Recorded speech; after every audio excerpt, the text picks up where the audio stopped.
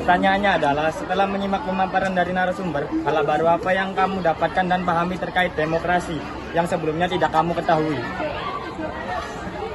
Jawabannya adalah hal yang dapat saya pahami, kita ini proyek Suara Demokrasi mengajarkan kita mengenai berani untuk bersuara. Negara kita notabene merupakan negara demokrasi. Hal ini menjadi penting untuk kita belajar menyuarakan aspirasi serta mau untuk mendengar aspirasi lain dengan kemajuan bangsa. Assalamualaikum warahmatullahi wabarakatuh. Perkenalkan, kami dari kelompok 2 ingin menyampaikan pendapat kami tentang menjawab pertanyaan nomor 1 bagian B dari LKPD 2.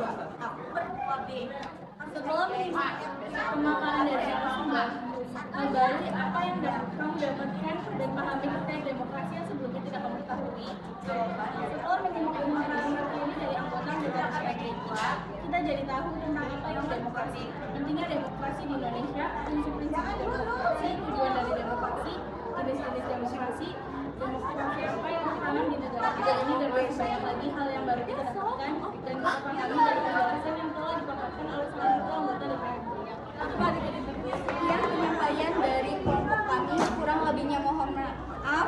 Wassalamualaikum warahmatullahi wabarakatuh. Presentasi P5 Kelompok 3. Assalamualaikum warahmatullahi wabarakatuh. Kami dari kelompok 3 kelas 11-5 ingin mempresentasikan soal nomor 2 bagian B. Nomor 2, lihatlah proses demokrasi yang ada di Indonesia, baik berlangsung di daerah maupun nasional seperti pemilihan kepala daerah, pemilihan kepala desa, bupati dan gubernur, pemilihan anggota DPRD dan DPR RI, dan pemilihan presiden. Apakah menurutmu proses demokrasi yang berlangsung sudah sesuai dengan prinsip-prinsip demokrasi? Berikan alasan. Sudah sesuai dengan prinsip demokrasi karena sistem pemilihan umum yang sudah ditetapkan pada pasal 2 nomor 7 tahun 2017 Undang-Undang Pemilu yang bunyinya sebagai berikut. Pemilu dilaksanakan berdasarkan asas langsung, umum, bebas, rahasia, jujur, dan adil. Karena dengan menggunakan teknologi lain, media lain, maka akan hilang asas luber jurdil dalam pemilihan umum.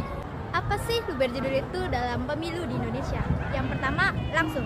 Yang dimaksud langsung di sini adalah pemilih harus memberikan suara di pemilu secara langsung, tidak boleh diwakilkan walaupun itu saudara. Yang kedua ada umum. Setiap warga negara yang sudah mencapai usia 17 tahun atau telah menikah memiliki hak untuk memilih tanpa adanya diskriminasi terhadap suku, ras, agama, ataupun golongan. Yang ketiga ada bebas. Rakyat bebas memilih hak tanpa adanya paksaan, tekanan, atau pengaruh dari pihak manapun. Yang keempat ada rahasia.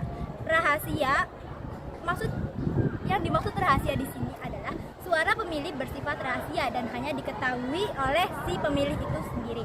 Yang kelima ada jujur.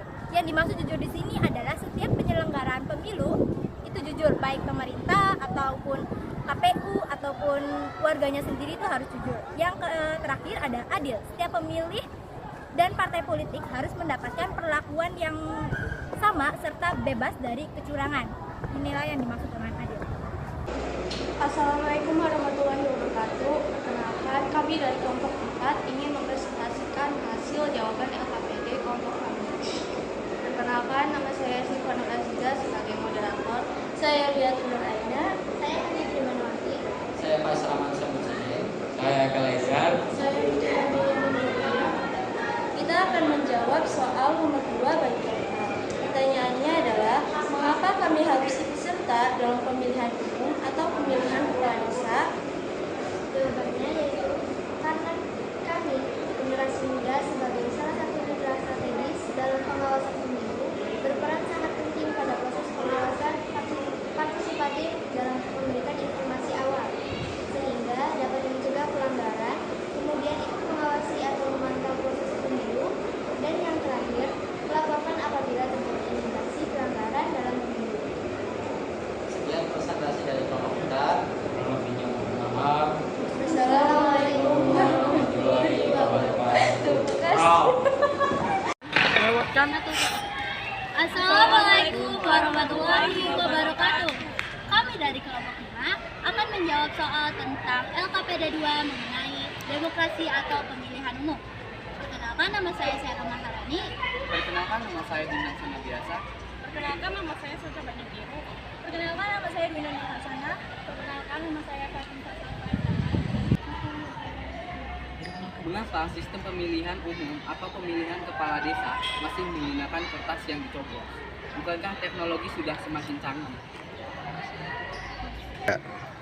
Teknologi merupakan sebuah keniscayaan di era digital. Berbagai kemudahan yang ditawarkan oleh teknologi telah mendorong banyak negara memanfaatkan teknologi untuk membantu penyelenggara pemilu dalam melaksanakan demokrasi elektoral.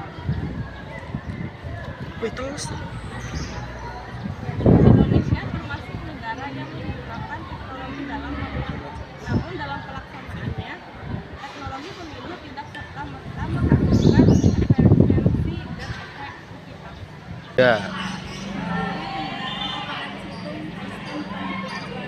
Untuk proses rekapitulasi suara berbasis online justru menimbulkan polemik di tengah masyarakat terkait kepercayaan publik yang dipicu oleh adanya kesalahan teknis penyelenggara pemilu.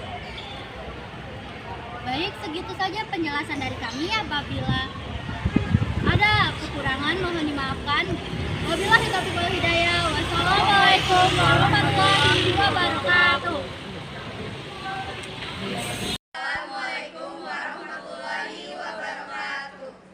Perkenalkan, kami dari kelompok 6. Berdirinya kami di sini bukan karena kami tidak diberi kursi, tapi kami memang ingin berdiri. Kami akan membahas tentang soal yang diberikan dari LKPD 2A. Oke, langsung saja. Baik, kami di sini diberikan sebuah pertanyaan yang dari LKPD 2A bagian B, yaitu pertanyaannya, sebagai generasi muda, langkah apa saja yang akan kamu lakukan untuk berpartisipasi dalam proses demokrasi agar berjalan dengan prinsip demokrasi? Jawabannya, belajar untuk menumbuhkan rasa kepedulian dan rasa memiliki kepada negara Indonesia. Generasi muda dapat menjadi acuan dan wadah untuk negara Indonesia. Terima kasih. Mohon maaf bila ada salah kata. Kami akhiri. Wabillahi taufiq wal hidayah. Wassalamualaikum warahmatullahi wabarakatuh.